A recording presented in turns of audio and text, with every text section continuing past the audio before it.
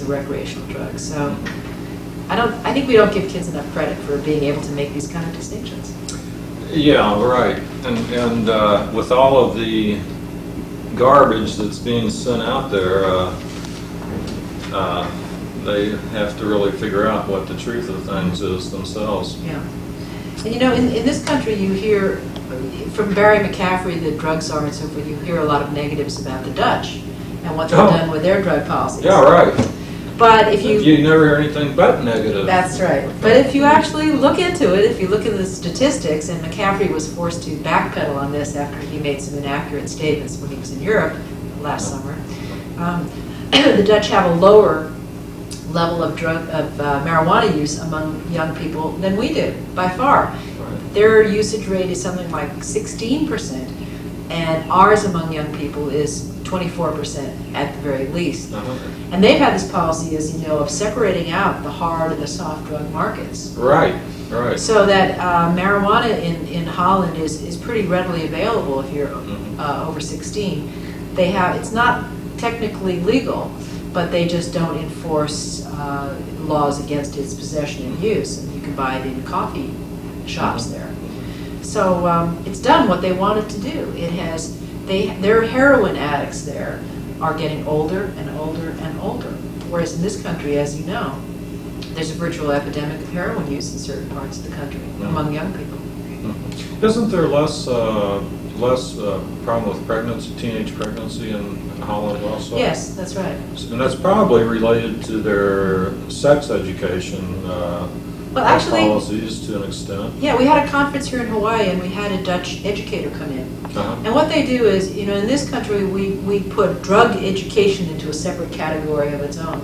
But what they do there is they do drug education, sexuality education, lifestyle choices, whatever you want to call it, all in the same context. It's kind of about decision making and how you choose how to live your life, how you determine what's risky and what's safe. And they kind of throw it back on the kids. They call it the locus of control or whatever is kids. Instead of in this country where the message is do what you're told, this is what the authorities say, they say to the kids, here are the facts. You are ultimately going to make the decision. Here are the facts on drugs, here are the facts on alcohol, here's the facts on contraception, and you know, you make the decision, which is what they're going to do anyway.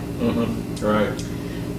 Something I want to get back to with you is last week you spoke very briefly about possible harmful or side effects, if you will, of the war on drugs. And speaking of children and the emotional environment in which children are raised, it seems like kind of a strange situation where children are encouraged to turn in their parents for use of marijuana and send their parents off to jail and have their property confiscated. And what do you think about all this? Well, it's kind of a matter, you know, family values is what we keep hearing about. And family values, is that what it is? Well, not in my view.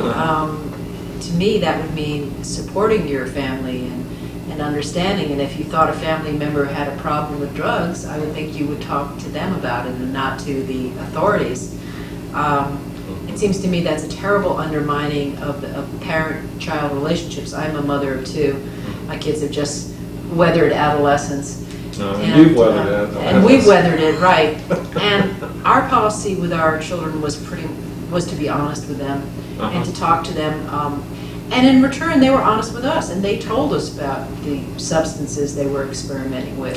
And we tried to explain to them as honestly as we could the negative effects of these different things, which ones to be particularly careful of, and talk to them in particular about driving. And we live in a culture, I think like Indiana, where cars are it, and kids spend a lot of time cruising around and hanging out in the malls and so forth. And more dangerous in a way than somewhere like New York City where they don't drive. So my big emphasis to my children was always about driving and about, and we had the kids' school had a contract, which I think is actually a good idea that a lot of schools might want to emulate, and that is A contract with your children that says, if I'm ever out at night and I am impaired, or I am with a driver who is impaired on no matter what substance, I will come and get you. The parent says, I will come and get you, give you a ride, or give you taxi fare, no questions asked. And so the message there is that the safety of the child is the most important thing, that their safety and their well-being is the most important, that their behavior, if it's self-destructive, well, we can deal with that later when they're safely home. But the important message is, we care about you, we want you to be safe. You treat your children as if they have some kind of sense. Well, yes, and it wasn't always clear that they did, but you try to look on the positive side and, yes, treat them as if they do, and hopefully they will rise to it. Yeah, but I see it as the whole thing, though, the family value thing is something that actually can destroy families, because if you have a parent somewhere who is, let's say, using marijuana occasionally, which incidentally, in the literature, one of the things I've read in terms of the effects of marijuana is that it can give people, or certain people, a sense of well-being. A sense of well-being is not a term that's used very much in Western medicine, but in Chinese medicine or Oriental, the notion of a sense of well-being is something that's understood and valued. And to have children and parents turned against each other over something that may not only not be negative, but may in fact be very therapeutic and helpful for certain individuals, is a very strange situation. And I was reminded of that. I was watching a show on TV, since I've been here in Hawaii, that I've never really watched before, called Cops. And in this show, these people, the police were taking the parents away from their children and putting them in homes and so forth, and it was all this couple had several marijuana plants growing in the home, and I feel like it not only, this kind of policy not only undermines the family, but it also undermines the police and the government, because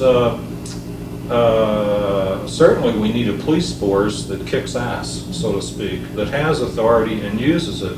But it's only when that authority is in combination with truth. Yeah, I agree with you, and that it makes any sense. I mean, I think there is definitely a role for law enforcement in terms of drug policies, and especially for the really dangerous drugs or large-scale dealing or whatever. But the law enforcement approach to dealing with drugs simply isn't working. I mean, our jails are full. In our state, we're actually exporting prisoners to mainland states because our jails are too full. Really? And this is a really terrible situation because it takes them far away from family and friends. And research has shown that you need to have, that prisoners need to maintain a connection with their friends and their community, or else they already have a hard time of it when they get out. But if they've severed this connection, if they've made it so difficult to communicate, then it makes it even less likely that they're going to clean up their act and go on the straight and narrow when they get out. But I agree with you. I think that this is one of the things the war on drugs approach has done is it leads to corruption of the police department. Police departments all over the country, when you see criminals making hundreds of thousands of dollars in a week, and we all know that police officers are underpaid, I mean, it would take a real saint to withstand temptation. When you see piles of money and piles of drugs there, and you have the power to confiscate it, it's really making it very difficult for cops who have legitimate roles that they should be, more important roles, I believe, that they should be performing. Yeah. It's kind of a paradox if that terminus theory that you mentioned earlier. If there was a huge decrease in use of harder drugs like ice, heroin, cocaine, as a result of a loosening up, if you will, on marijuana, I doubt if the mafia or whoever it is that's benefiting from this rigid prehistoric system that we